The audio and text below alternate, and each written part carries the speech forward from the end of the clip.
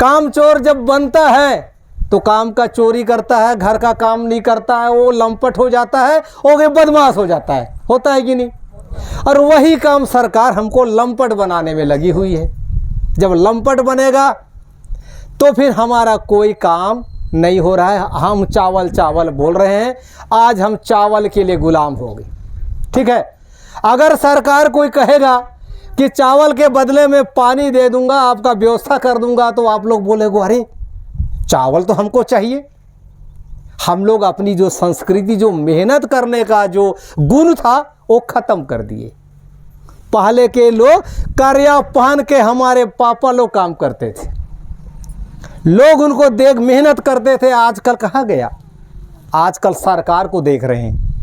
1000 रुपया भी सरस्वती वंदन क्या योजना में 1000 रुपया देने के लिए आप लोगों को इतना लाइन लगाया है कि आप महिलाएं, ऐसा लग रहा है कि वो ऐसा रुपया दे रहा है जैसे 1000 देखे नहीं हो। ठीक है, पूरा छत्तीसगढ़ राज्य में मैं देख रहा हूं, बाबा 1000 रुपया के लिए हमारी महिलाएं फार्म भर रही है, जो भर रही है। मैं बोला धन्य, ये है भिखारी बना दिया गया है भाजपा की सरकार ने।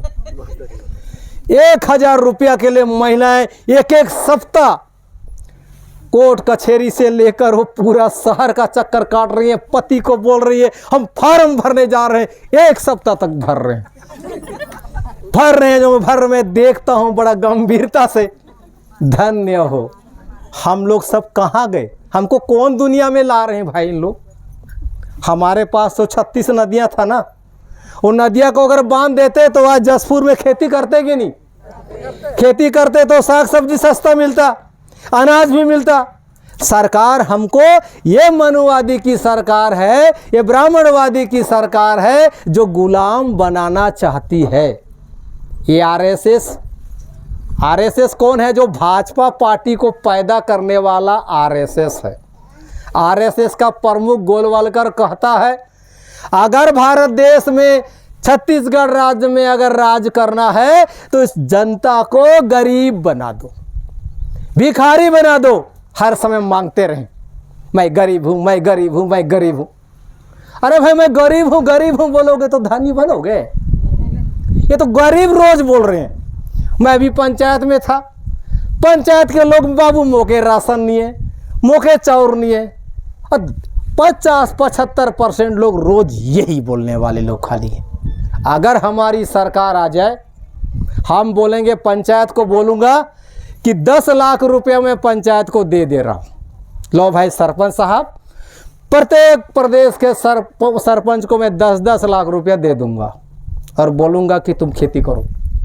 जो व्यक्ति खेती ना कर सके वो सादा कागज में लिख के देगा, सरपंच महोदय बहुत महंगा हो गया, मैं खेती करने नहीं सक रहा हूँ, मेरा खेत को खेती कर दो। तो सरपंच 10 लाख रुपया तो दिया हूँ ना, वो खेती कर देगा। खेती करके 100 बोरा कमाएगा तो 50 बोरा पंचायत रख लेगा, 50 बोरा तेरे को दे देगा। खेल खत्म हुआ। गरीबी कहाँ रही? कौन बोलेगा कि मैं चाउर दो बोलता रहेगा?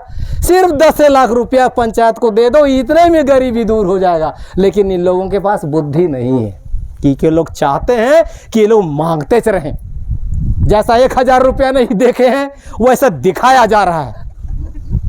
रोज टीवी में हमारे मुख्यमंत्री जी को देखते होंगे, कुछ नहीं दे रहा है, लेकिन रोज टीवी में दिख रहा है 2-4 दांत दिख रहा है, उसी को दिखा रहा है।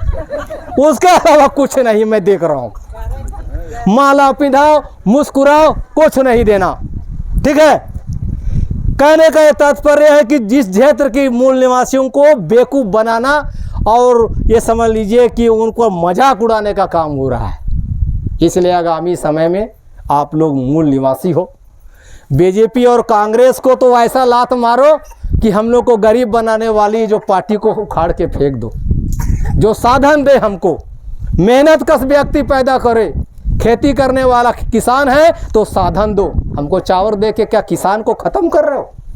आज पंजाब के किसान लोग 1 साल गर्मी और जाड़ा में हड़ताल करने के बाद एमएसपी लागू होगा बोलकर उन्होंने हड़ताल किया, 700-800 किसान मर गए, मोदी जी चुप रहा, कुछ नहीं बोला।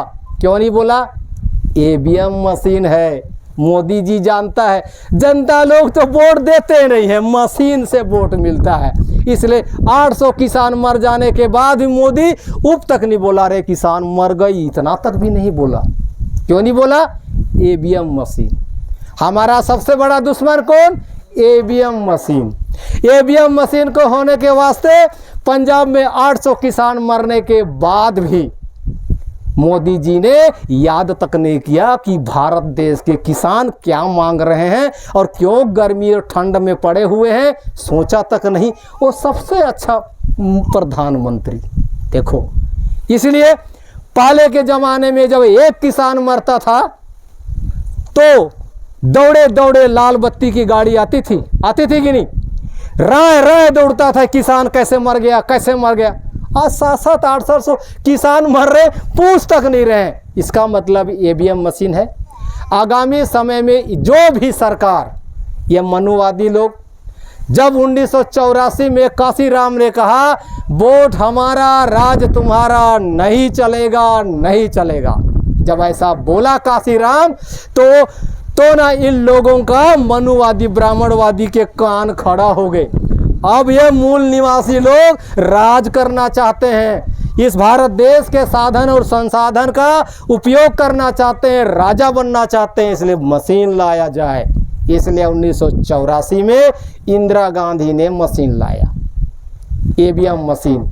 ईवीएम मशीन विदेशी मशीन लाया, ब्राह्मण भी विदेशी, मशीन भी विदेशी, मस्त सेटिंग हो गया।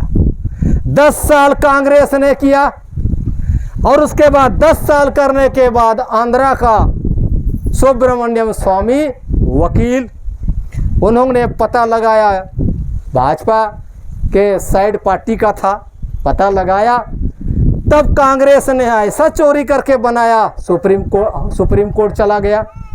सुप्रीम कोर्ट जाने के बाद जांच पड़ताल हुआ तो कांग्रेस पार्टी के पूरे पदाधिकारी, आपके राहुल गांधी, सोनिया गांधी हाथ जोड़े, हमको माफ़ कर दो बाबू सुब्रमण्यम स्वामी जी, अगर आप माफ़ कर दोगे तो हमारी पार्टी बच जाएगी, नहीं तो 10 साल में जितना भी हमने योजना लागू किया, कोई योजना बनाया, सब रद्द भी हो जाएगा और पार्टी ख़त्म भी हो जाएगी, हमें बचा दीजिए।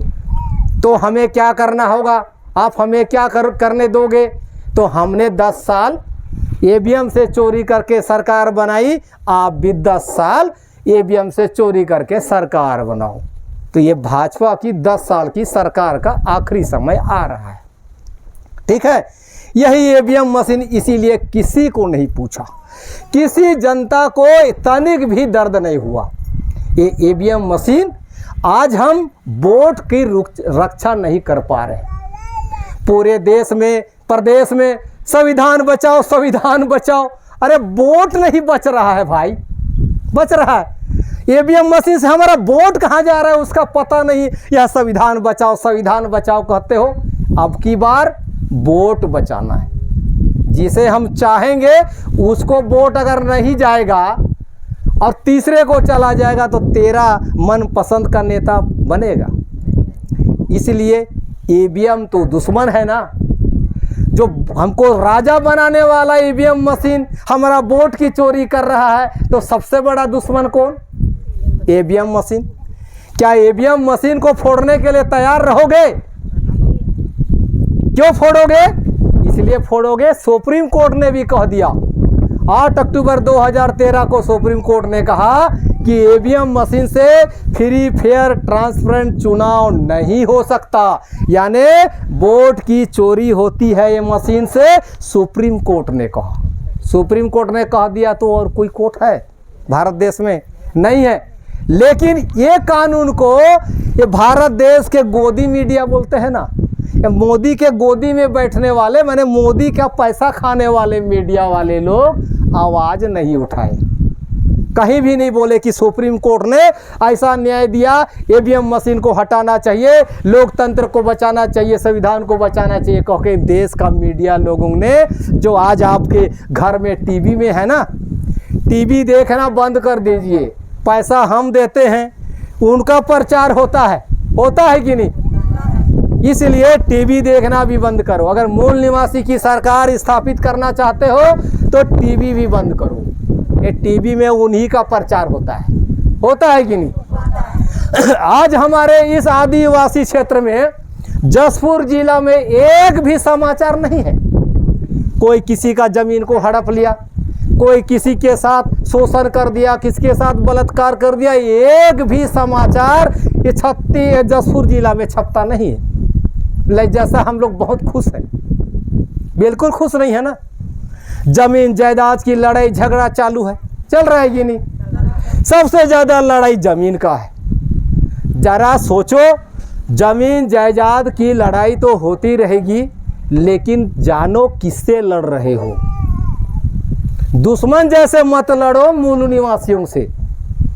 कहने का तात्पर्य है कि जंग भी लड़नी आनी चाहिए। जंग तो हमको मनुवादी से लड़ना है, उसमें तगड़ा लड़ना है। हम लोग गांव में लड़ रहे हैं, है कि नहीं। इसलिए अब लड़ना थोड़ा बंद करो।